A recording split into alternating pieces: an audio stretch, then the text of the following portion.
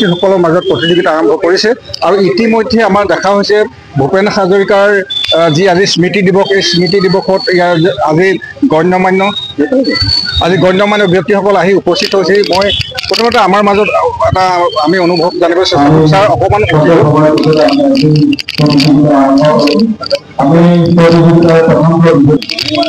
আজি গোলাঘাট ছাত্ৰ সন্থাই যি ভূপেন হাজৰিকাৰ স্মৃতি দিৱস উদযাপন কৰিছে, আজি উপস্থিত হৈ আজি অনুভৱ কি? নমস্কাৰ।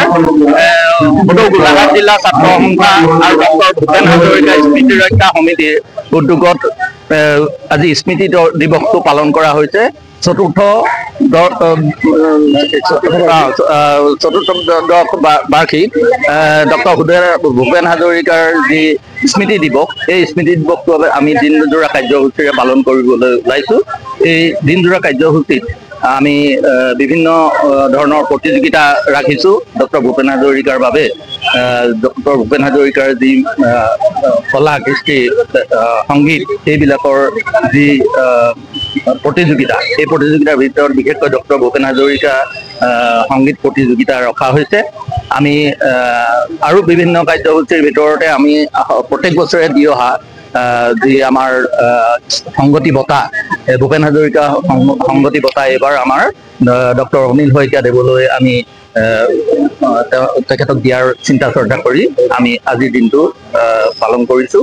আৰু আমি সকলোকে আহ্বান জনাইছোঁ আজিৰ দিনটোত যিখিনি কাৰ্যসূচী হ'ব সেই কাৰ্যসূচীখিনি আমি ধন্যবাদ জনাইছোঁ। আজি যি গোলাঘাট জিলাৰ ছাত্ৰ সন্থাই সদৌ গোলাঘাট জিলাৰ ছাত্ৰ সন্থা ডক্টৰ ভূপেন হাজৰিকা স্মৃতি ৰক্ষা দিৱস গোলাঘাটৰ উদ্যোগত ৰাইজৰ সহযোগত আচলতে স্মৃতি দিৱস উদযাপন কৰিছে।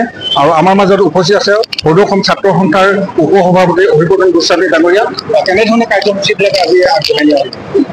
আমি সদৌ গোলাঘাট জিলা ছাত্ৰ সন্থাৰ ডক্টৰ ভূপেন হাজৰিকা স্মৃতি ৰক্ষা সমিতি গোলাঘাটৰ উদ্যোগত আমি প্ৰতি বছৰে এই সুধাকণ্ঠ দিৱস আয়োজন কৰি আহিছোঁ আৰু এই বছৰে সুধাকণ্ঠ দিৱস আমি আয়োজন কৰিছোঁ।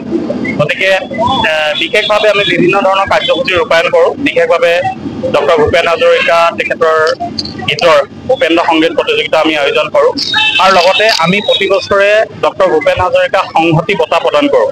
গতিকে এই বছৰ আমি এই বঁটা, সংহতি বঁটা আমি প্ৰদান কৰিছোঁ লোক সংস্কৃতিৰ এগৰাকী অন্যতম গৱেষক ডক্টৰ অনিল শইকীয়া ডাঙৰীয়াক। কিছু সময় পাছতে আমি ডক্টৰ ভূপেন হাজৰিকা সংগতি বঁটা ডক্টৰ অনিল শইকীয়া ডাঙৰীয়াক আমি প্ৰদান কৰিম।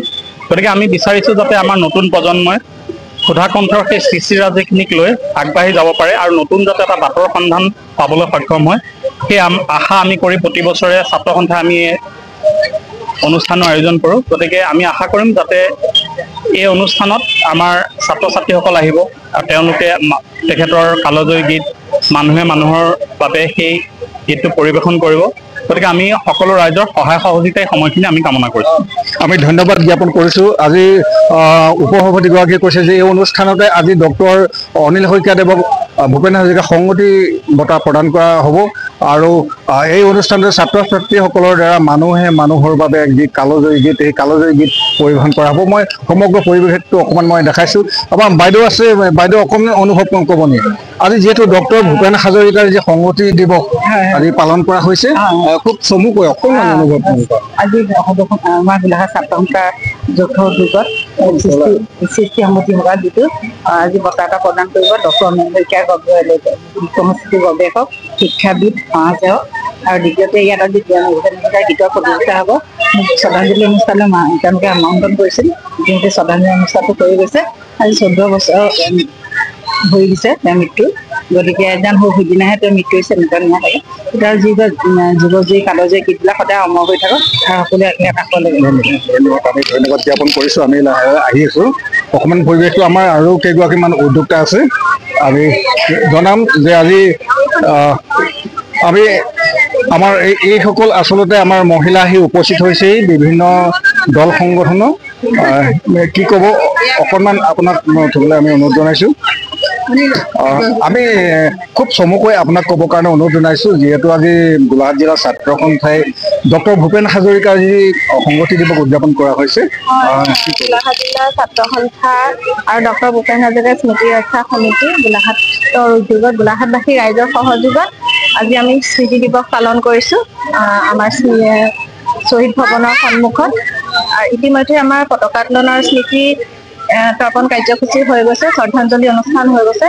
ইয়াৰ পিছতে ডক্টৰ ভূপেন হাজৰিকাৰ গীতৰ ওপৰত প্ৰতিযোগিতা আৰম্ভ হ'ব আৰু এটা আচলতে বঁটা দিয়া হয়, প্ৰত্যেক বছৰে বঁটা দিয়ে, সেই গোলাঘাট জিলা ছাত্ৰ সন্থাৰ তৰফৰ পৰা আৰু ভূপেন হাজৰিকাৰ স্মৃতি ৰক্ষা সমিতিৰ তৰফৰ পৰা। গতিকে সকলোকে আজি এই অনুষ্ঠানত আমি উপস্থিত থাকিবলৈ অনুৰোধ জনাইছো। আমি ধন্যবাদ জ্ঞাপন কৰিছোঁ। আৰু আমাৰ মাজত চিৰঞ্জীৱ বৰা, আমাৰ গোলাঘাট জিলা ছাত্ৰ সন্থাৰ সম্পাদক মহোদয় আছে, আমি অকণমান আহিবলৈ অনুৰোধ জনাইছোঁ।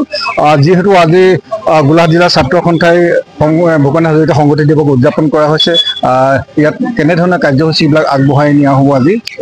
হয়, আমি প্ৰতি বছৰে এইবছৰো সদৌ গোলাঘাট জিলা ছাত্ৰ সন্থা আৰু ডক্টৰ ভূপেন হাজৰিকা স্মৃতি ৰক্ষা সমিতি গোলাঘাটৰ উদ্যোগত গোলাঘাটবাসীৰ সহযোগত আজি 5 নৱেম্বৰ ভূপেন দাৰ মৃত্যুৰ দিনটোত আমি ভূপেন হাজৰিকা স্মৃতি দিৱস আয়োজন কৰিছোঁ।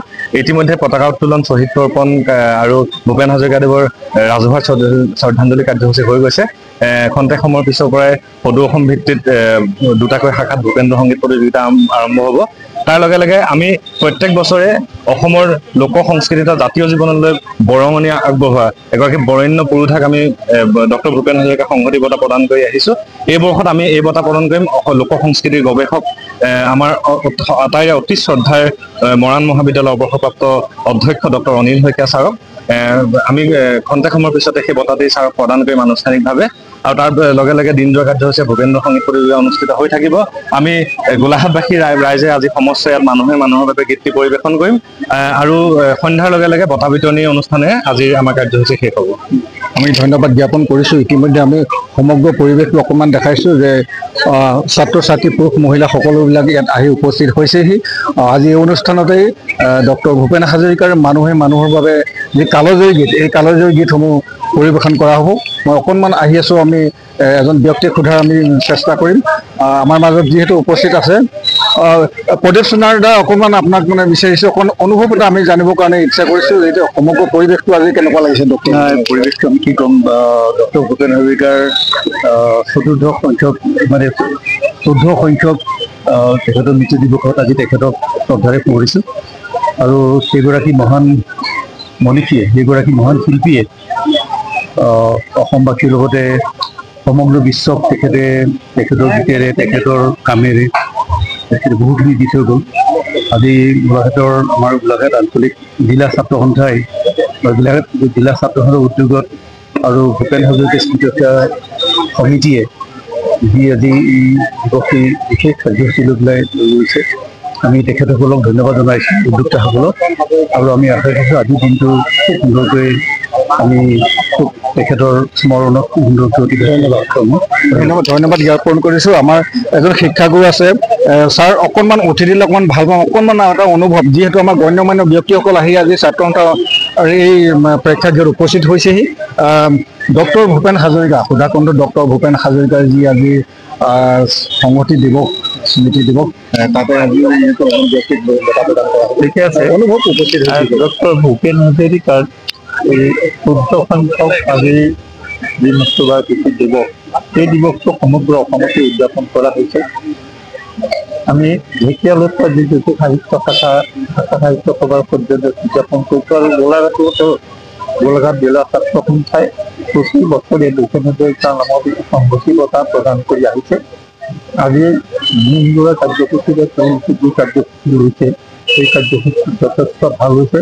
আৰু মই ভাবোঁ যে এনেকুৱা কাৰ্যসূচীয়ে ভূপেন হাজৰিকাৰ যি আদৰ্শ, যি সমাজ সচেতনতা, সেইখিনি আমাৰ নতুন প্ৰজন্মৰ মাজলৈ লৈ আনিবলৈ সক্ষম হ'ব।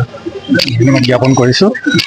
আমাৰ দেৱজিতা আছে, কি ক'ব, আজি ছাত্ৰ সন্থাই অকণমান থাকিলে ভাবে ছাত্ৰ সন্থাই আজি যিহেতু ভূপেন হাজৰিকাৰ স্মৃতি দিৱস উদযাপন কৰিছে আৰু ইয়াতে কালজয়ী গীত ভূপেন হাজৰিকাৰ পৰিৱেশন কৰা হ'ব।